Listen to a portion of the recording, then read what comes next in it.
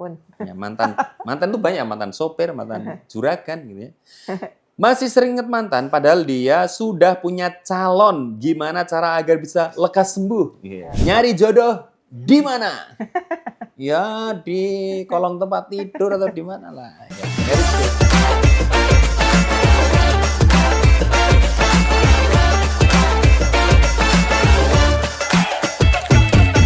Assalamualaikum warahmatullahi wabarakatuh, teman-teman sekalian. Alhamdulillah kemarin sempet saya posting satu story dan story itu sebenarnya pengen menjadi salah satu bahan supaya kita bisa sharing-sharing tentang dunia perjombloan dan pernikahan. Jadi saya kemarin posting gini.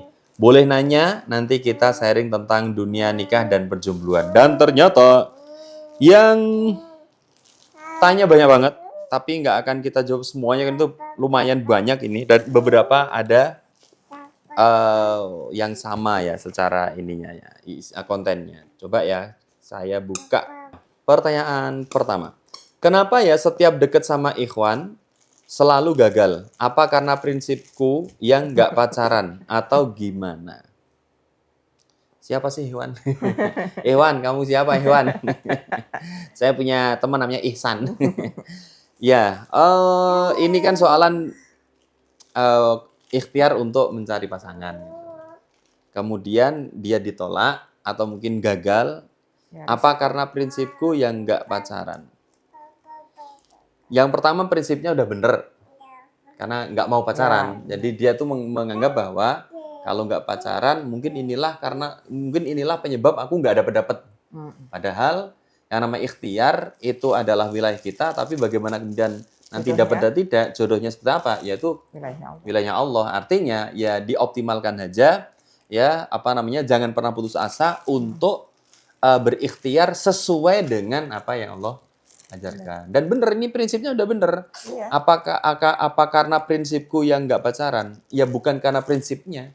Justru prinsip itu yang akan menghantarkan penanya ya untuk mendapatkan jodoh yang terbaik. Gitu ya. Jadi yang pertama pertahankan prinsipnya, yang kedua jangan pernah putus asa. Kenapa? Karena ada lingkaran yang kita kuasai, yaitu kemudian harus kita upayakan segala upaya sesuai dengan syariatnya Allah. Yang kedua, lingkaran yang kita sendiri ya nggak ada andil sama sekali. Ya, pertemuan kita berdua aja kita juga nggak tahu. Dulu saya ngisi training, pelatihan, istri saya ini fasilitator, jadi pemandu grup. Dan kita nggak ada rasa, nggak ada apa. Sering ketemu dalam satu event, nggak ada rasa, nggak ada apa. Setelah itu kemudian dimakcomblangi sama temen, loh ternyata beliau, dan akhirnya begitulah. Jadi intinya jaga prinsip dan jangan pernah putus asa. Mungkin kalau seperti pendaki gunung, semakin tinggi gunung nanti ujungnya akan semakin indah. Siapa tahu. Jadi bersabarlah. Ya, bersabarlah. Gitu ya. Pertanyaan yang kedua. Untuk meyakinkan hati ini supaya mampu menikah dalam waktu dekat, tapi belum siap finansial. Ya disiapin. Disiapin. Nah itu gimana? Nah, Umi dulu ngeliat saya. Apakah siap finansial? Siap nyicil utang. Iya benar. Salah satu di catatan proposal saya ya. Detil. Sampai utang-utangnya dikasih tahu. Yang bakal setiap bulan bakal nyicil berapa. Dengan gaji berapa, nyicilnya berapa, detil. Akan lunas berapa tahun gitu. Karena dulu habis gempa ya. Habis gempa, betul. Habis gempa. Terus kebetulan dulu punya cicilan motor ya.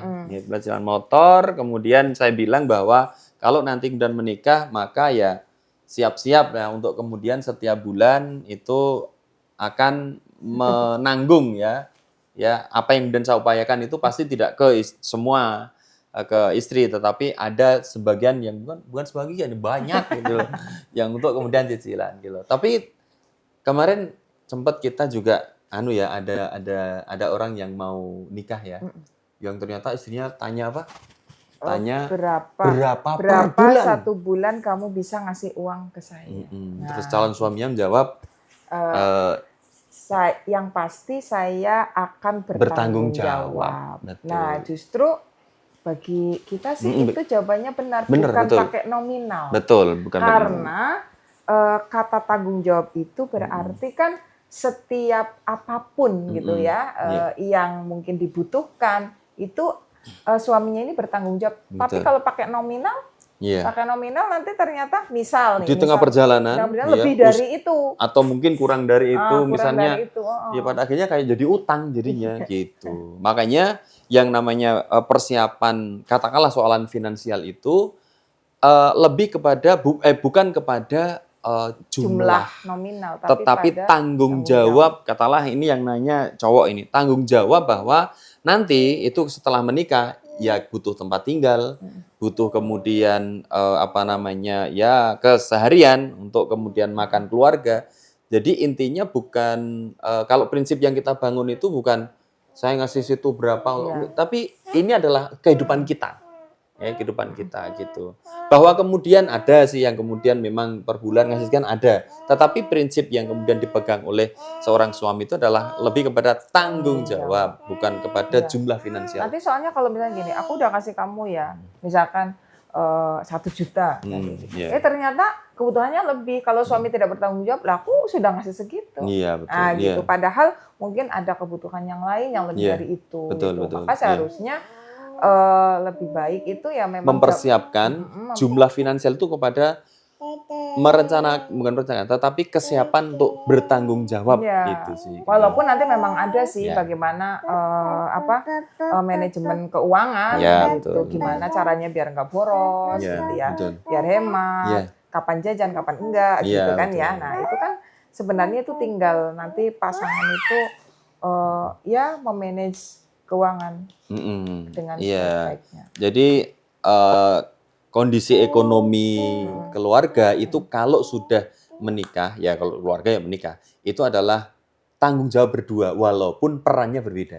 Yang laki-laki yang mencari nafkah, yang istri adalah mengatur kebutuhannya ini. Oh, ini perlu dibeli, ini tidak gitu loh. Itu. Jadi kalau bicara finansial itu, karena kalau dulu dihitung secara finansial kayaknya itulah ya.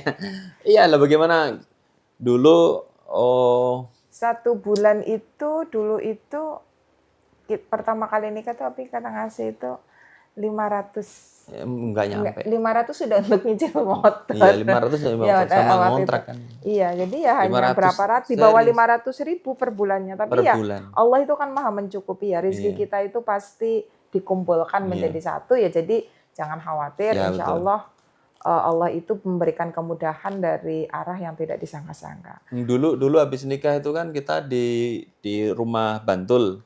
Terus kita komitmen ya di sana cuma 2 minggu dan habis itu cari kontrakan. Nah ternyata namanya juga rezeki itu ya yakinlah gitu ya Allah tuh tidak akan zalim pada hambanya. Tiba-tiba ada seseorang yang punya rumah 2 lantai di perumahan dan kita diminta untuk nempati gratis. Alhamdulillah. Tapi ternyata ya kita waktu itu hanya cuma bayar listrik ya. Bayar listrik aja. Tapi ya mungkin ya pada saat itu karena rumahnya besar, listriknya juga banyak waktu itu. Nah, kita ya di situ juga waktu itu ternyata terujinya lumayan berat. Allah naikkan lagi kita bisa bayar kontrakan sendiri. Jadi uji lagi terus gitu ya sampai hari ini kita kontrakan sih. Kita hari ini masih kontrak. Ya alhamdulillah insya Allah ya. Kalau kata ibu saya itu rizki itu nututi. Gitu. Apa itu kalau dalam bahasa Indonesia? Rizki itu mengikuti. Ya karena kan ya kalau kita masih hidup ya ada rizki. Betul. Ya kalau kemudian rizki udah selesai itu ya berarti udah mati lah. Tapi ya intinya yang penting jangan malas berikhtiar. Kalau untuk laki-laki tadi jangan malas berikhtiar mencari kerja ya kan kita diminta ikhtiar gitu kan itu. Ya ini bawa rizki, istrinya bawa rizki, saya bawa rizki. Cuma nanti bentuknya ya lain-lain gitu. Terkadang banyak orang yang kemudian udah nikah rezekinya bukan pada finansial secara hitung-hitungan uang tapi nggak pernah sakit ya kan maksudnya itu macam-macam gitu. Macam-macam lah. Jadi menurut saya ketika soalan tadi finansial justru menurut saya lebih ke mental mental untuk bertanggung jawab, mental untuk kemudian Sini. Oke. Pertanyaan berikutnya. Jadi itu ya, pertanyaan berikutnya. Oke. Nyari jodoh di mana? Ya di kolong tempat tidur atau di mana lah. Ya, nyari jodoh itu nanti biasanya terkait dengan jodoh seperti apa yang diinginkan. Iya. Gitu. Jadi kalau kita pengen pengen mendapatkan, katakanlah seorang laki-laki mendapatkan istri yang solehah, ya berarti nyarinya di tempat-tempat orang solehah kumpul. Ya Gitu. circle yang baik lah. Yang baik gitu. Nah, terus nanti mengikuti prosedur bagaimana kemudian untuk menghantarkan ke apa yang kita inginkan, yaitu apa? Tanya ke ustadz, minta dicarikan. Nah, itu. Jadi ada prosesnya. Jadi nyari jodoh itu bukan wah di mana jodohku ya? Di pasar ya, dibuka di bawah bantal ya nggak ketemu ya. Jadi kalau kita pengen ya istri yang solehah, maka ya cari di tempat mereka berkumpul. Ya, tapi bukan, nah ini pentingnya nih, tidak nyari sendiri. Nyari sendiri itu maksudnya, wah nyari ada sendiri. Ini nih, boleh aku kenalan. Nah itu nanti malah justru kejebak kepada nggak syar'i. Ya. Jadi yang lebih kita sarankan adalah melalui ustadz-ustadznya, ya, melalui orang-orang yang memahami tentang pernikahan yang syar'i itu seperti apa. Sehingga nanti prosesnya dari syar'i kan tadi. Ya, betul. Tapi cari ya di circle yang baik pasti. Betul. Nah, maka konsekuensinya apa? Ya berarti kita sendiri juga harus hidup di circle yang baik. Gitu. Ya.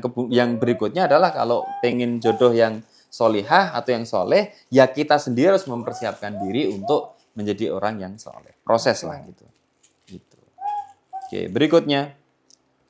Mapan atau nikah dulu? Ini hampir sama pertanyaannya. Ya. Mapan atau nikah dulu? Ya, mapan itu ya kesiapan mental, kesiapan finansial, yang paling tinggi kesiapan ilmu. Ya, gitu ya.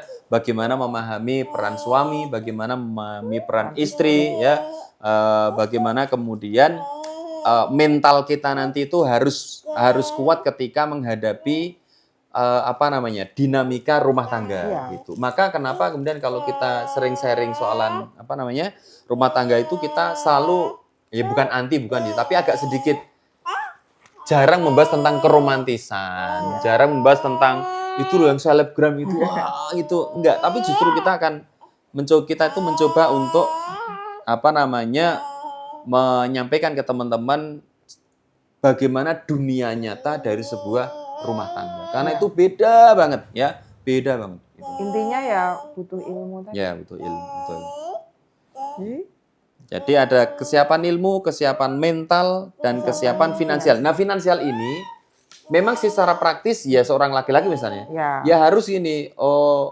Kalau dulu kan, kalau secara itu sebenarnya kan seorang wanita kan yang nikahkan adalah orang tuanya. Maksudnya tuh ya sebenarnya laki-laki dan perempuan yang nikahan orang tuanya. Tapi untuk menjaga wibawa seorang laki-laki bagi saya pribadi, maka saya akan menanggung biaya pernikahan. Nah, itu yang kemudian saya hitung. Secara detailnya itu berapa. Maka dulu saya ngasih sekian, walaupun nggak cukup. Tapi bagi saya ini adalah bentuk tanggung jawab saya untuk melaksanakan acara akad pernikahan. Nah, itu paling nggak itu kalau di finansial sih. Jadi standarnya bukan walimahan yang mewah. Betul. Bukan. Ya keberkahan. Ya. Cuman ini memang nanti tinggal ketika mungkin ta'aruf ya dengan pasangan nih ya. Gimana konsep pernikahan yang diinginkan. Betul. Karena memang ya itu tetap harus dibahas ya. Intinya ada yang sederhana, ada yang mewah ya, monggo semampunya dia seperti apa gitu. Betul. Ya. Intinya itu sih. Tapi yang terpenting itu adalah keberkahan dari acara pernikahan. Karena nanti kalau misalkan ternyata mewah, ternyata acaranya tidak sesuai dengan syariat, nah keberkahannya itu nanti atau mungkin mewah, walaupun sesuai dengan syariat tapi mewah. Tapi konsekuensi di belakangnya itu. Terkadang kalau sudah mewah gitu ya, itu mungkin pinjam sono, pinjam sini, segala macam itu loh. Jadi pada akhirnya yang seharusnya setelah nikah itu kemudian memikirkan ke depannya, itu malah masih balik, waduh ini harus kembalikan.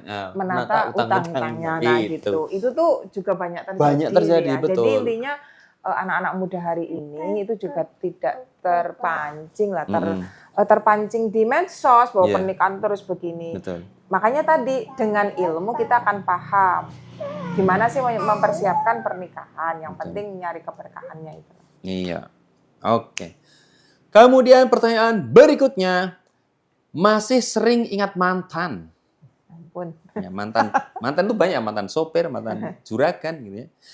Masih sering ingat mantan padahal dia sudah punya calon. Gimana cara agar bisa lekas sembuh? Iya. Nggak move on dia Iya, berarti. iya. Gimana cara move on? Ini berarti luka dalam. Lagi dia udah punya calon kan? Iya, apalagi ininya punya calon gitu. Iya sudah. Iya, mantannya punya calon gitu. Oke, cara gimana ya supaya melupakan mantan? 1, blok nomornya. 2, hapus IG-nya. Segala sesuatu yang membuat kita melihat, mengingat itu udah harus diputus dulu. Foto-fotonya, barang-barang kenangannya semuanya harus. Itu dari kemudian secara praktisnya. Jadi sesuatu yang kemudian membuat kita ingat pada dia itu hapus ya. Mulai dari nomor, nggak apa-apa nomornya. Kenapa? Untuk menjaga hati kita. Nomornya, fotonya, kenangannya berupa visual-visual itu, foto, video misalnya, IG-nya kalau perlu ditutup dulu gitu ya. Apalah gitu. Jadi hal yang kemudian membuat kita ingat itu yang pertama. Yang kedua, ya kita akan terus mikirkan itu kalau ya dalam bahasa kita itu apa ya?